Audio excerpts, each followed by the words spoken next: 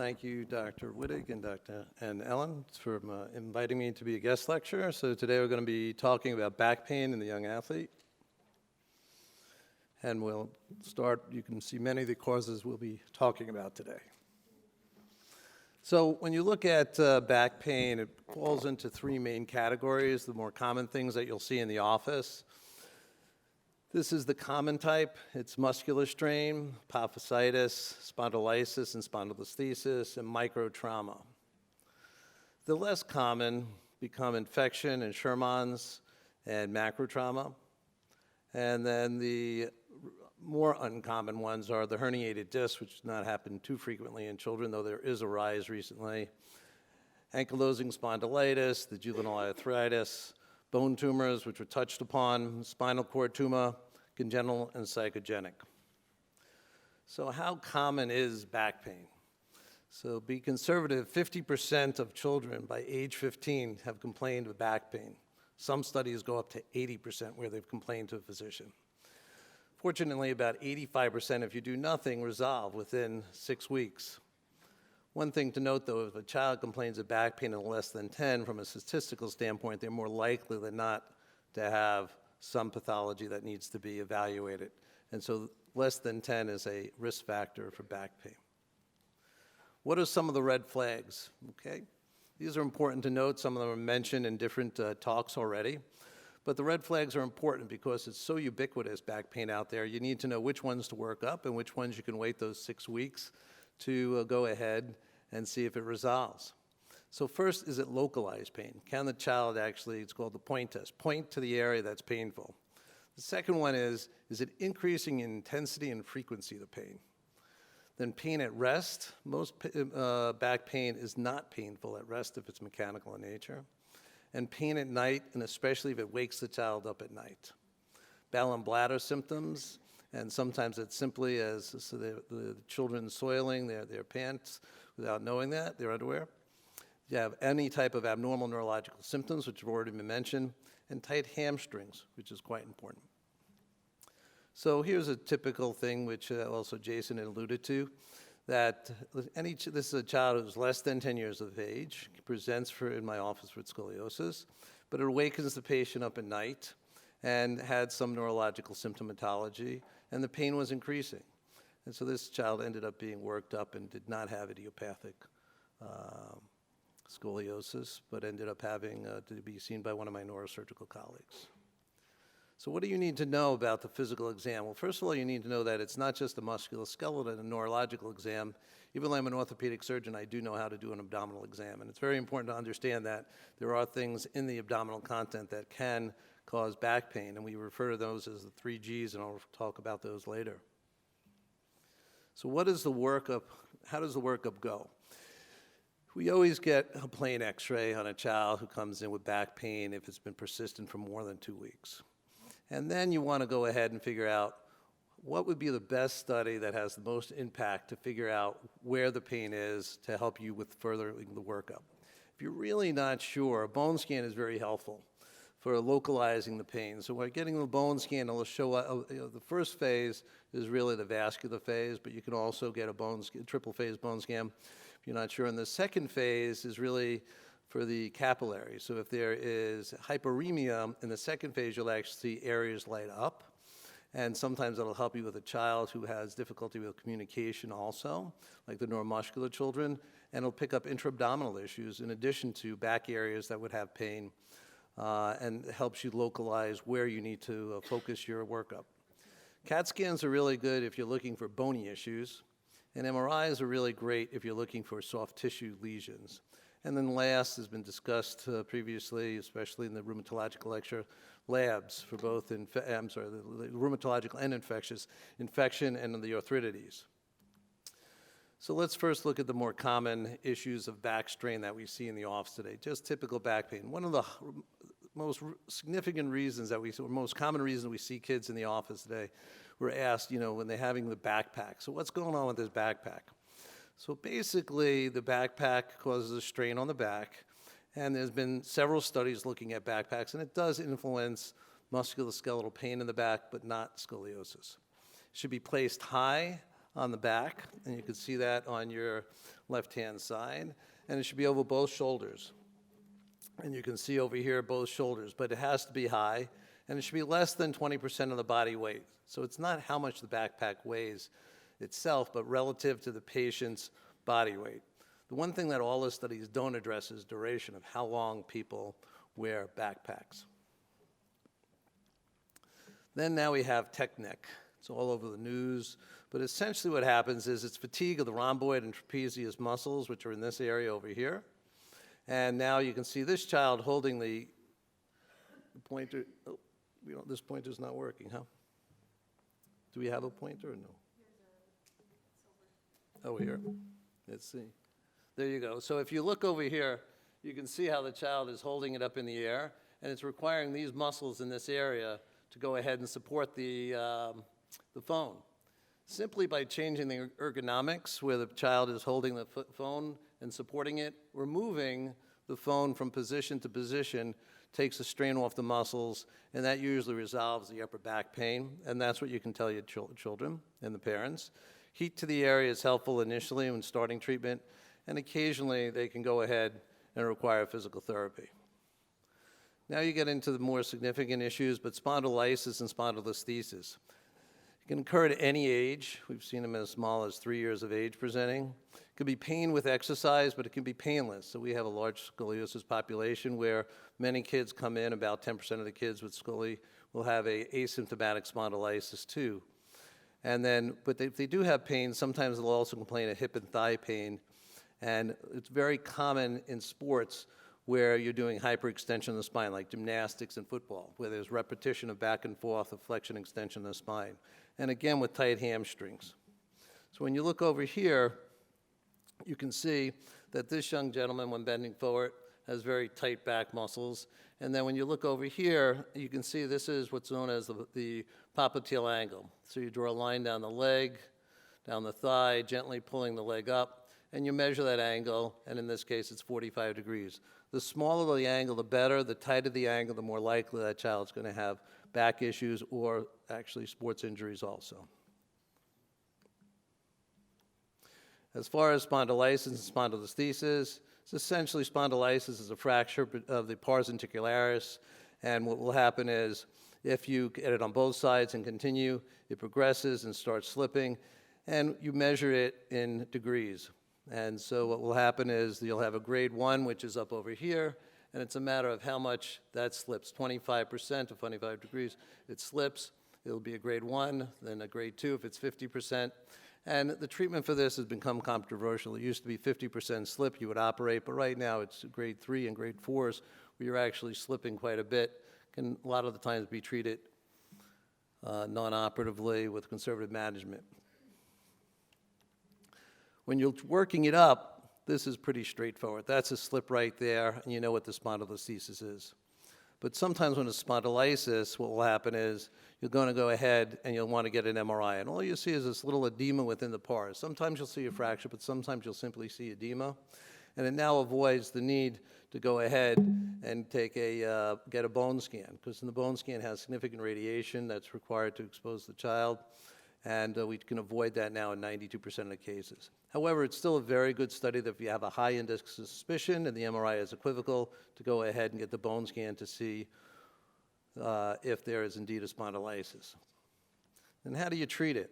Well, if they're just asymptomatic and picked up, so if they come in, they're here for scoli, they get an EO scan, they get 2 views, and all of a sudden you see a spondylo and they're asymptomatic.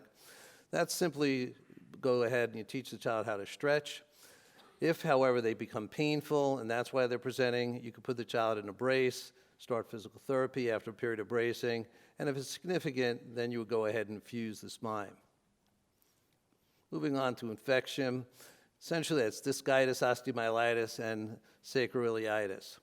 The diagnosis is very important. It's been emphasized before from Ellen and with Doug and everyone else. Good histories are so important. Like I tell all the residents that we work with, that 80% of your diagnosis should be made by a good history and then followed by a physical. So on the history, what you're looking at is upper respiratory infection, dental work, or any type of infection, but these are the two most commonly missed, an upper respiratory infection and dental work. Fever is sometimes helpful, but also increasing pain. Increasing pain, you always have to worry if the child has back pain. And here's the Faber test. So again, the flexion, abduction, external rotation, and you push down on the knee over here. And when you do that, they get back pain, mainly in the SI joint. And the Faber test is very helpful to figure out if the patient has SI joint pathology. If the patient is going to hop, that's good. If they're unwilling to hop, that raises a high level of suspicion that something's wrong with the spine, especially infection. And meningeal signs, obviously, are very worrisome. So we go ahead and we'll get x-rays, we'll then get plain films. Again, we'll look at bone scan, which if we need to localize where we think the dissects or the infection might be along the spine, and then we can localize that and get studies with an MRI. In this day and age, because the MRI has become so effective, most of us will simply get a thoracic and lumbar MRI and skip the bone scan to minimize radiation to the child. And here's a child that had an infection, came in with back pain, was put into physical therapy. The X-ray was read as negative, and then continued to have increasing pain and frequency with their back. And this is what they ended up about 2 months later seeing in the office. And so this is a bone scan that was obtained, and you can see over here that it lights up in this region too. And this is the MRI of that patient, and you can see that it's already bony destruction. And the central picture is showing bony destruction on a CAT scan. Now, in reality, is if the patient was picked up on that first X-ray, it would have been IV antibiotics, a brace, and would avoid any type of surgical intervention. Now that they have purulent material and destruction of the bone, it required surgical decompression. Then we'll go on to Sherman's as thoracic and lumbar. We're not going to speak about thoracic because that's generally not painful, but we'll speak about lumbar. So it's a male and females are equally affected. Between age 12 and 15, it usually presents. It's a good family history with this. And the painless is usually in the thoracic spine, and the painful is in the lumbar spine. When you look at the thoracic spine, there's usually a piking, like Jason had showed you. We see this frequently, and this generally, though it looks bad, is generally pain-free. The lumbar Sherman's is the part of this talk and where it's painful. It's painful in the back. It's an aching type of pain. It doesn't respond to therapy. Initially, so after a couple weeks, you'll come in, you'll get x-rays, and you'll see these physeal changes. And so they're usually in apophyseal rings. It could be multiple, and you can see over here, it's not just this one area, but there's some changes over here, and sometimes it could look quite bad. And what will happen is simply this is treated with bracing to quiet the discomfort down, strengthening exercise of the lumbar spine, and all of a sudden, patients are pain-free and live with these changes pain-free the rest of their life.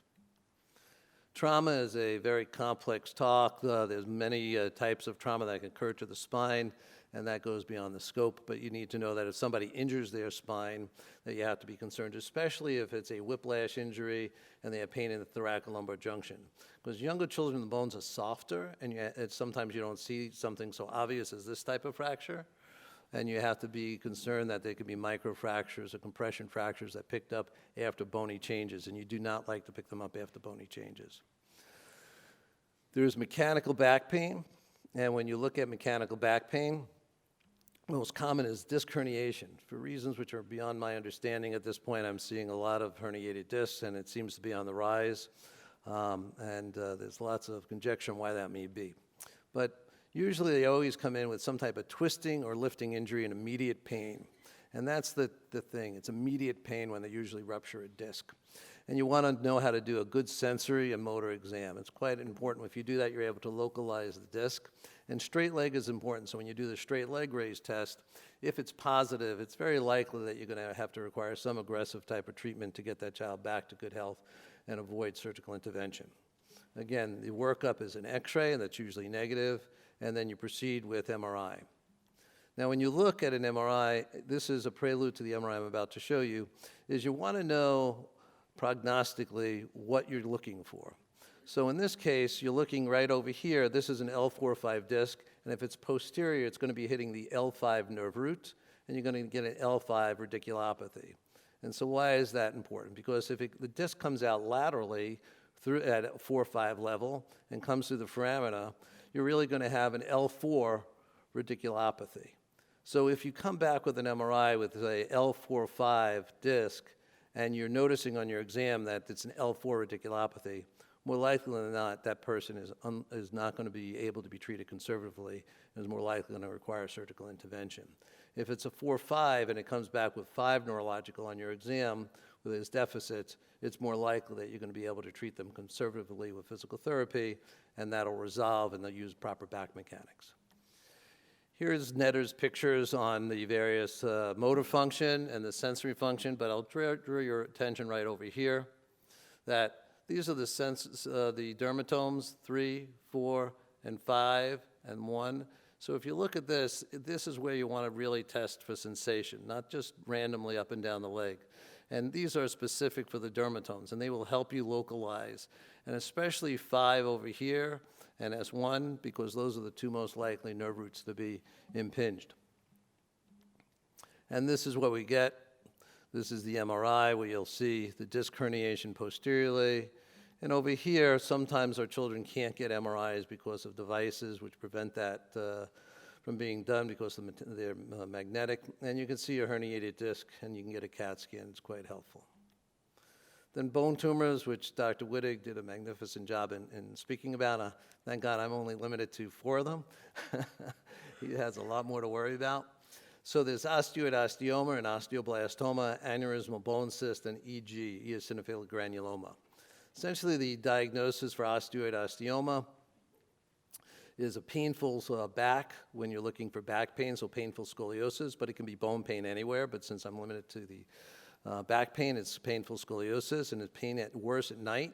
It's usually relieved with nonsteroidals, and we try to burn these out with time with some long-term nonsteroidals. And if that doesn't work, we do excise them in the OR. We do not use radioablation like we can in other areas of the body. And that's the osteoid osteoma. You have vertebral plana, which is right over here. You have this is eosinophilic granuloma. That's bracing and appropriate treatment. And believe it or not, these EGs reconstitute, and the vertebral bodies look normal after about a year or so, which I didn't believe when I saw my first patient 30 years ago, but they do. And then and then there's aneurysm bone cysts, which can present as back pain. Usually they're incidentally picked up as lytic areas in the vertebral body. But if you see them and you diagnose them, they're painful. There's usually stress fractures associated with them, and they do have to be treated. And then there's spinal cord tumors, which are extradural, which meningioma, and intradural with epidymoma and astrocytoma. And unfortunately, they present usually in different ways with back pain. And I've seen too many of them in my lifetime. They usually do well with children, but some don't do so well, and there's usually some sacrifice of neurological symptoms. It is very important to be aggressive with this. We just had a child that came in that had back pain, and we took a history, had a little headache. And so I was uncomfortable with that, with the history. We got an MRI, and they had a low-grade osteocytoma in the cervical spine. It was treated quite early and is doing very well, actually. And then you have the miscellaneous tumors. Leukemias can present as bone pain. 30% of leukemias usually present in some form to an orthopedist because of pain. And I've seen several patients, unfortunately, over the years who present with back pain who ended up with leukemia. And then there's neurofibromas and osteochondromas that can occur within the spinal canal that can present with diffuse, nonspecific type of symptomatology, and that you have to be very aware of and go ahead if they have a familial osteochondroma or neurofibromatosis to get an MRI of the spine to confirm that there's no intraspinal lesions. And then there's congenital with malformation or absent vertebral body, absent pedicles, and because of the torsion, you can see that's fused here. It will cause increasing back pain, which resolves with physical therapy. Spina bifida culture, which you see right here, occurs up to 20% of the population and causes no discomfort. And so when you see that, it's not a cause of back pain and can be discarded, though it is associated with a higher risk of having spondylitis.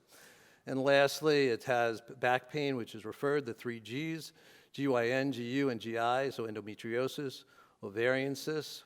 GU is polynephritis, and GI can be appendicitis, pancreatitis, but it can also be like ulcerative colitis or Crohn's. So you always have to think of the 3 other systems when patients have persistent back pain.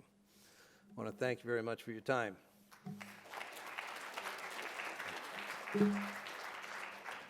Any questions?